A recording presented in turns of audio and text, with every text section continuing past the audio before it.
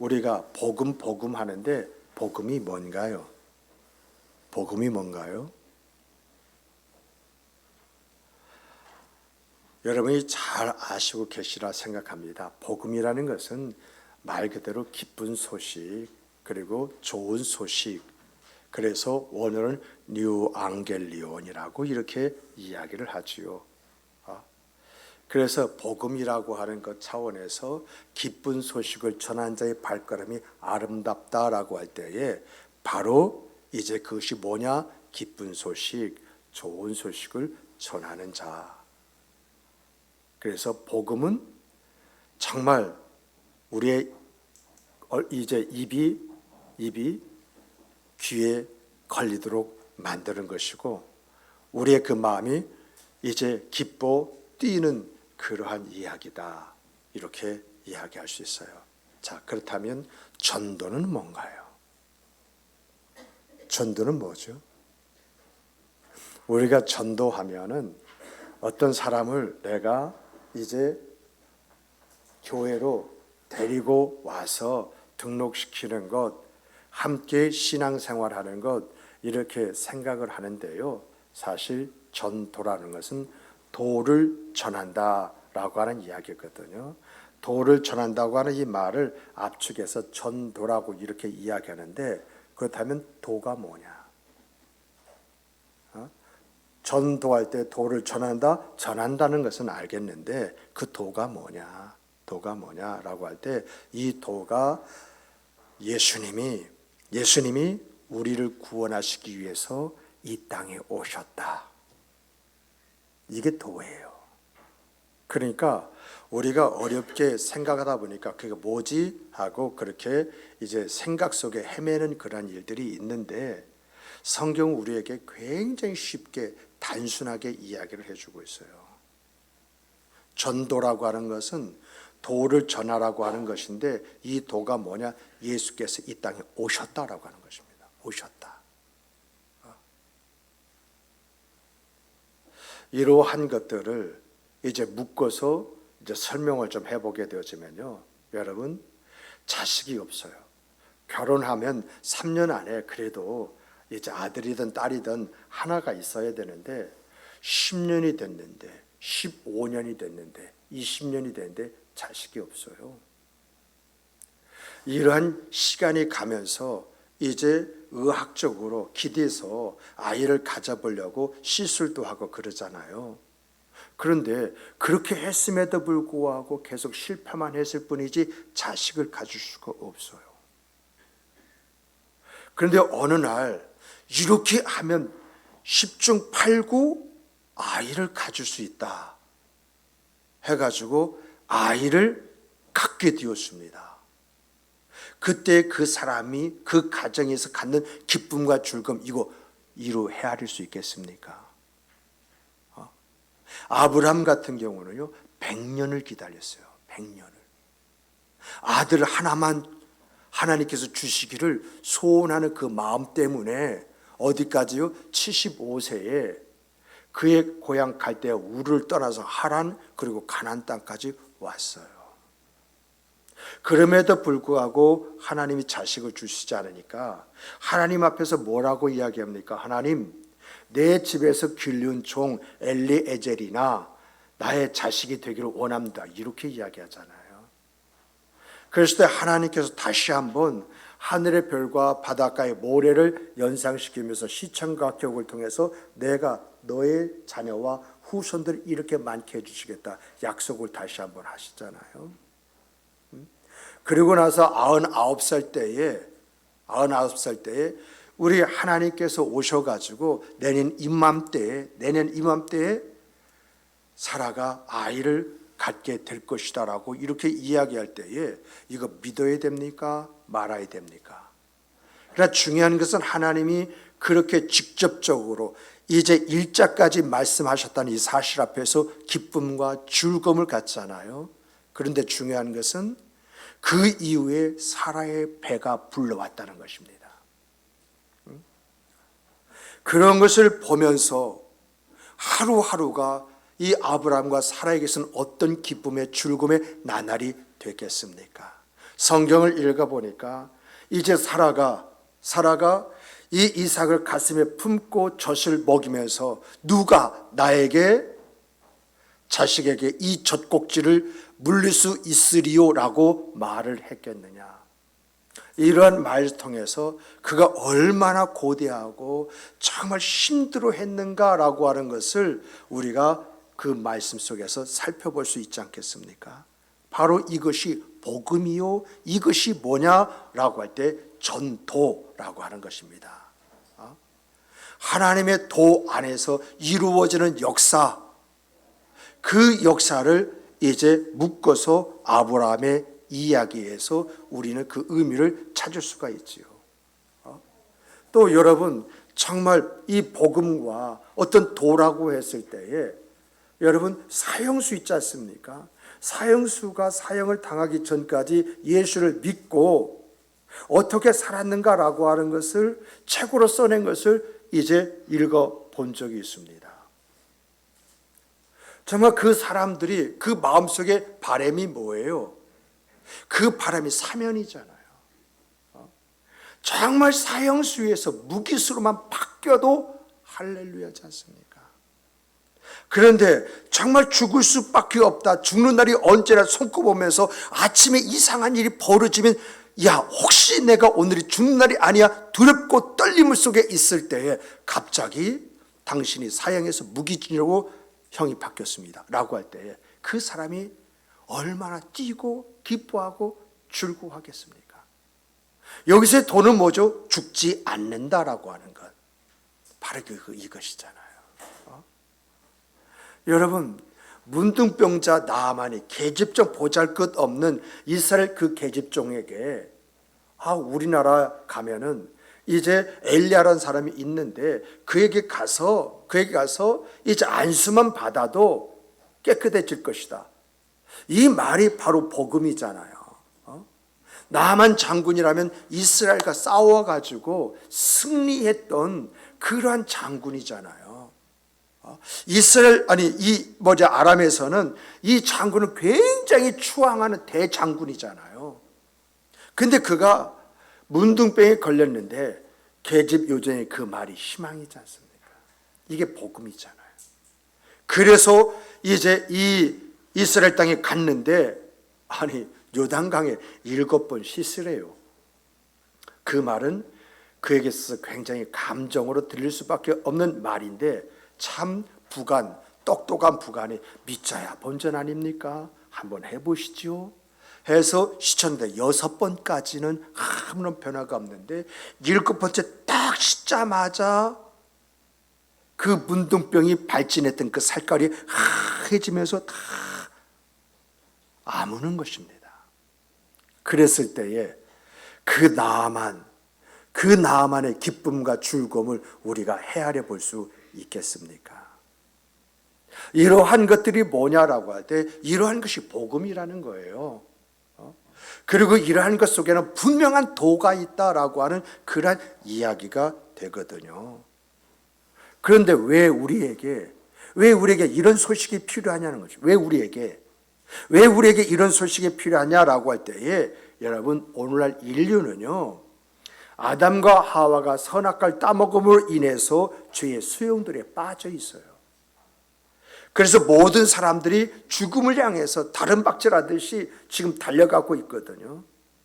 이런 인류에게 하나님은 구원의 방법으로서 독생자 예수 그리스도를 희생제물로 준비하셨고, 독생자 예수 그리스도는 이 하나님 아버지의 뜻을 성취하기 위해서 인간의 몸을 입고 이 땅에 오셨다라고 하는 것입니다. 이게 복음이죠. 그런데 성경은 뭐라고 이야기합니까? 이 사실을 믿기만 하면 누구든지 그 사망에서 생명으로 옮겨주시겠다고. 누구든지 예수 그리스도의 보혈을 의지하게 되어지면 그 사람의 죄를 씻어주시고 천국 백성으로 삼아주시겠다고 하는 것, 이게 도잖아요. 여러분과 저는 뭘 믿는 사람이죠? 이 도를 믿는 사람입니다. 그러므로 여러분과 저는 어떤 사람이냐? 이 하나님의 은혜를 받은 하나님의 사람들이다라고 하는 그런 이야기지요. 그런데 하나님은요, 이 은혜를 받은 사람, 그리고 구원을 받은 사람에게 이 사실을 전하라고 명령하셨다는 것입니다.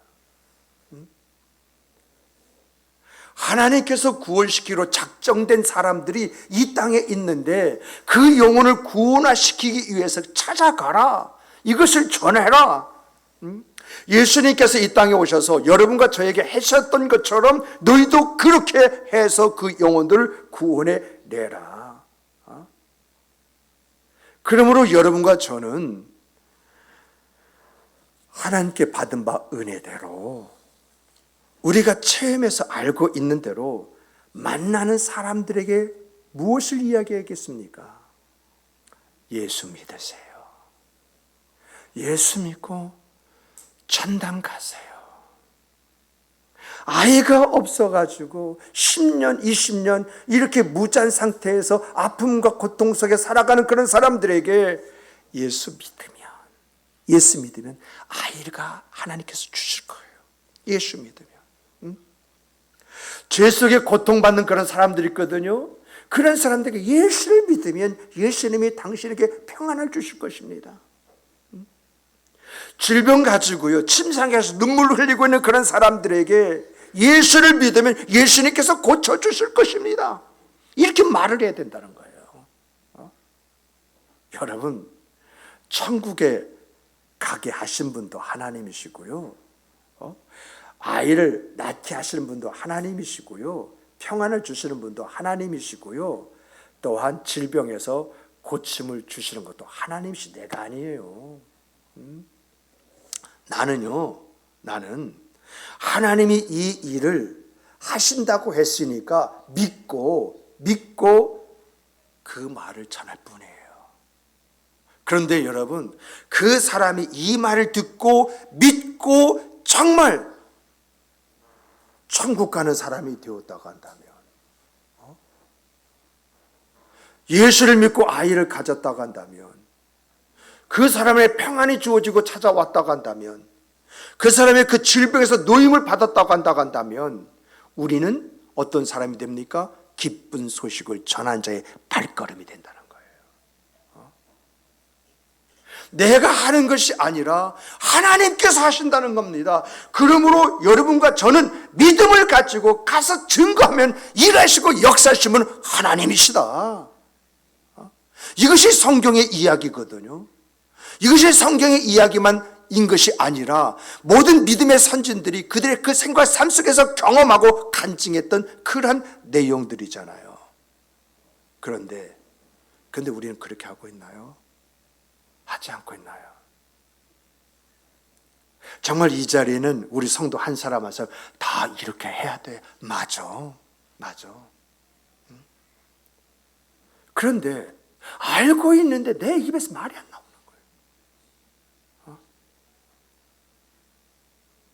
정말 어떤 면에서 보면은 같이 이야기하면요, 성경 공부 안 해도 될 것 같이 그렇게 잘 알고 그렇게 이야기를 줄줄줄줄 하는데, 그런데 그렇게 하고 있느냐, 거기에 대한 어떤 열매가 있느냐라고 할 때는 그때부터 입을 탁 다물어요. 그 이유가 뭔가요? 그 이유를 여러 가지로 꼽을 수 있는데, 이 기독교 이 계통에서 나오는 그 임상, 다시 말해 왜 그러냐, 왜 성도들이 이런 것을 하지 못하는 이유가 뭐냐라고 하는 것을 이렇게 조사해서 발표한 것을 참고해 보니까, 첫 번째가 우리에게 뭐가 없어요? 믿음이 있는 것 같은데 믿음의 확신이 없다는 것입니다. 어떤 면에서는 믿음은 있어요. 그렇게 된다고 하는 믿음은 있어요. 그러나 중요한 것은 내가 행동하지 않는다고 하는 그 자체 속에서 뭐가 없어요? 그 믿음에 대한 확신이 없기 때문이다. 항상 우리는 지식을 의존해요. 믿음을 의존하는 것이 아니라 지식을 의존해요. 그래서 그렇다, 이게 믿음이잖아요. 그렇다는데 지식을 의존하다 보니까 그렇게 될까? 만약에 그렇게 되지 않으면 객지 내가 말을 안 한 것보다 못하지 않느냐, 이 생각에 빠지게 되어져요. 그래서 이런 생각에서 끝나면 좋은데 우리의 입을 막아버려요. 우리의 행동을 막아버려요.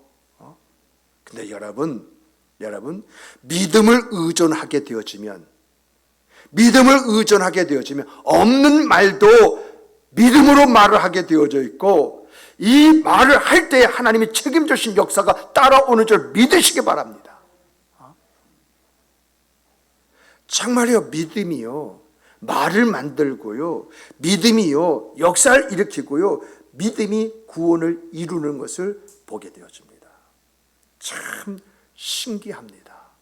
저도요 확신이 없는 그런 말을 할 때가 있었거든요.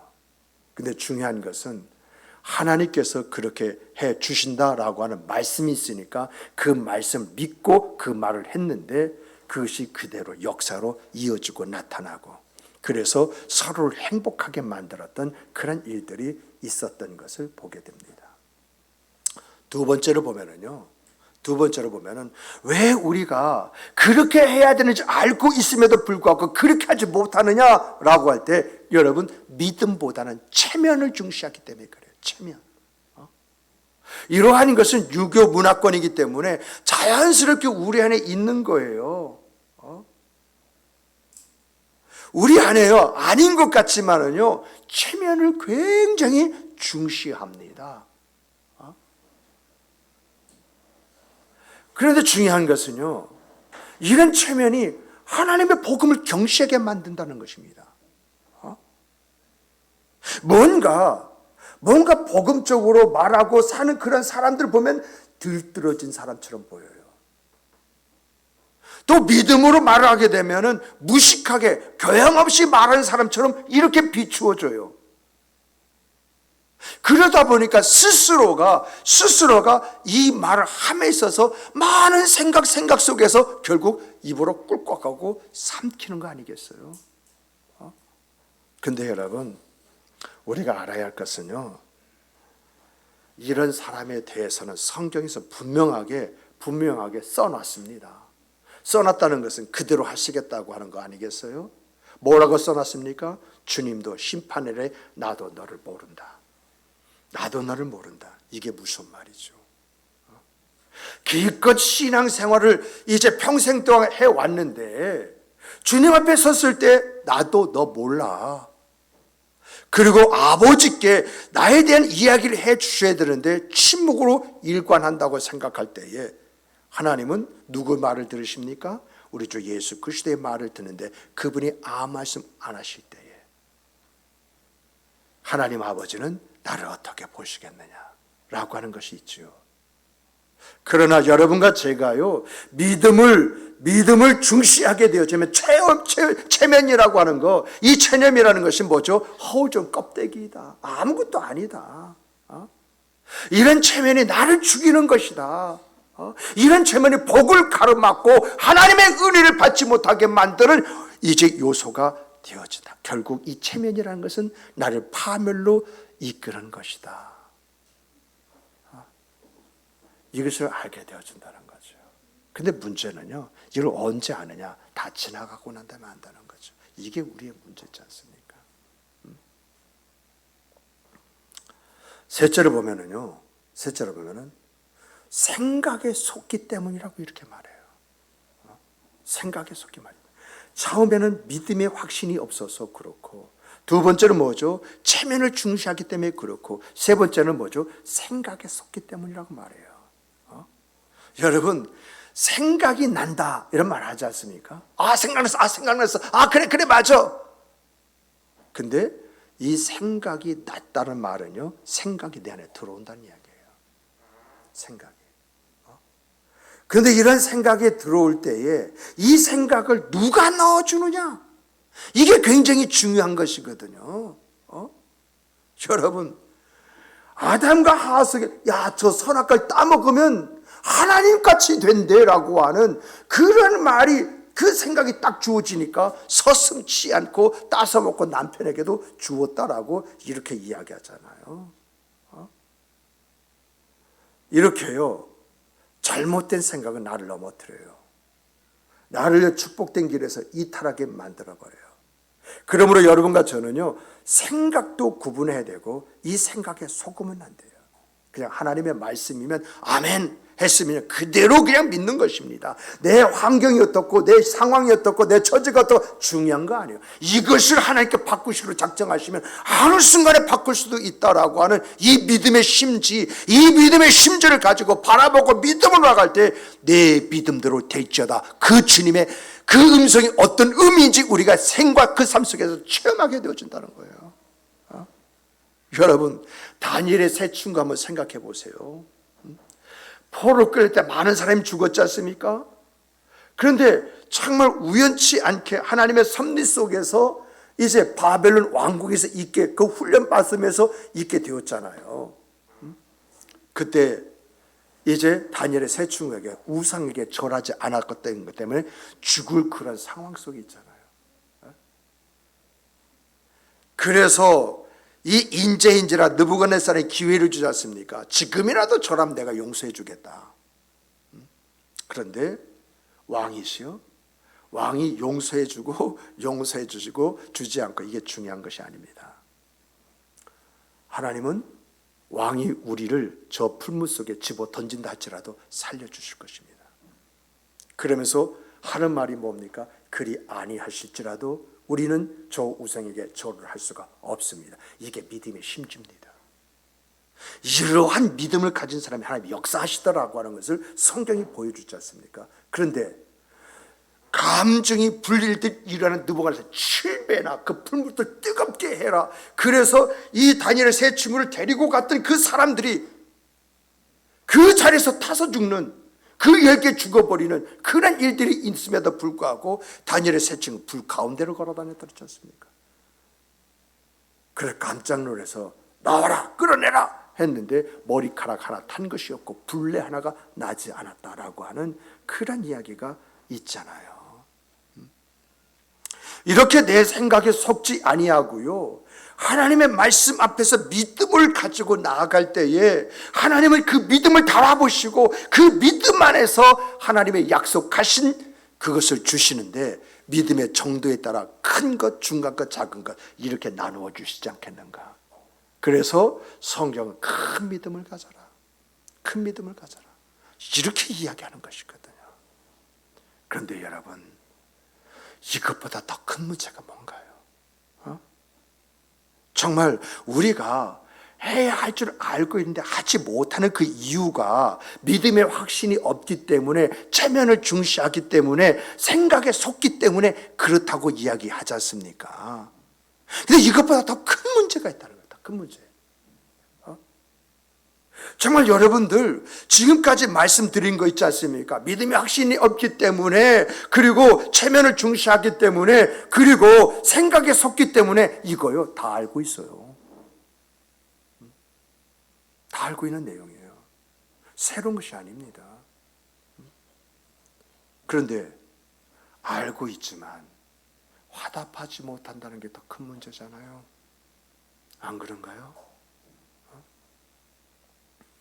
여러분, 새로워져야 된다, 변화를 받아야 된다, 이거 모르는 크리스찬이 어디 있어요?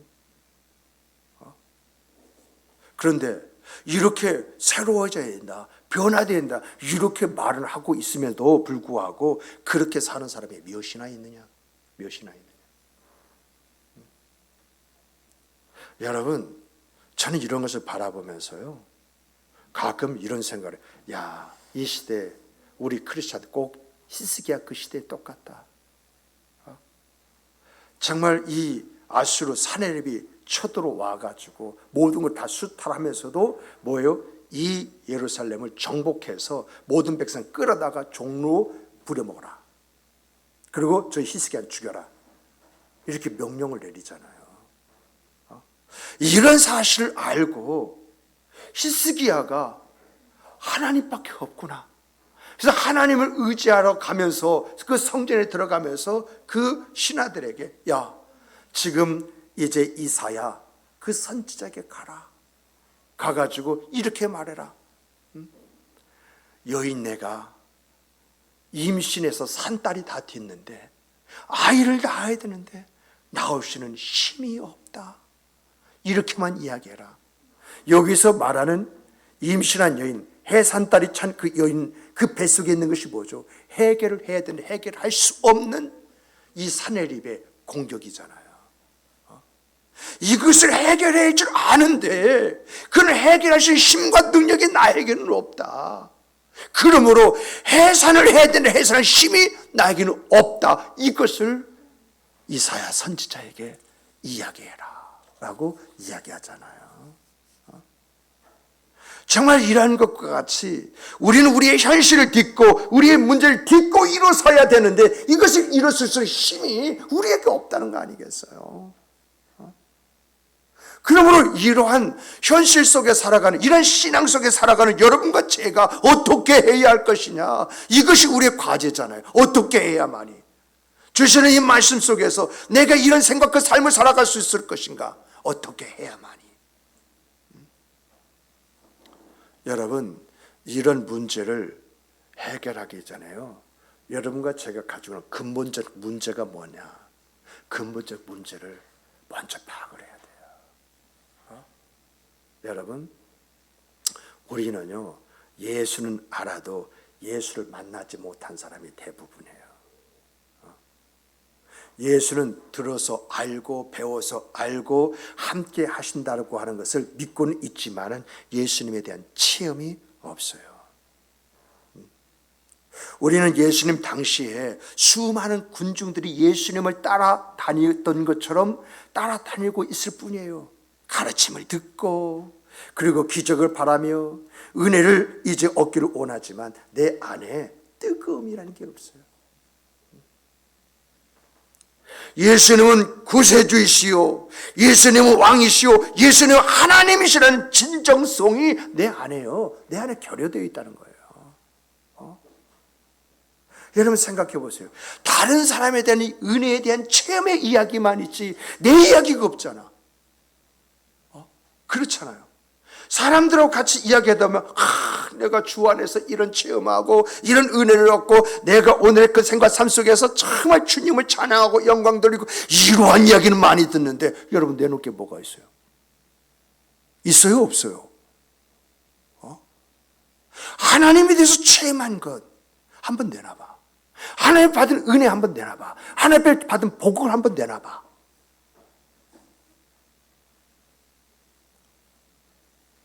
이게 우리 현실이잖아요. 이게.